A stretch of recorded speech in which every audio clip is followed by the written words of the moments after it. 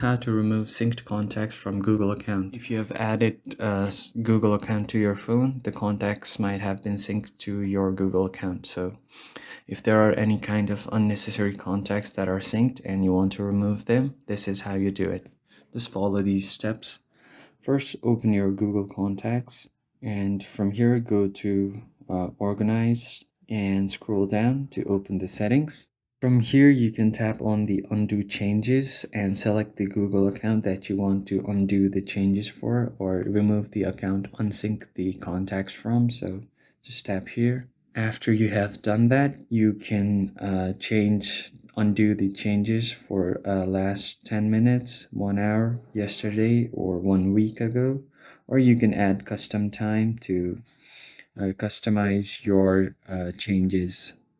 Once you do that, your contacts will be unsynced and they will be removed from your Google account. And that's how you can remove synced contacts from your Google account. I hope this was helpful, and I'll see you on the next one.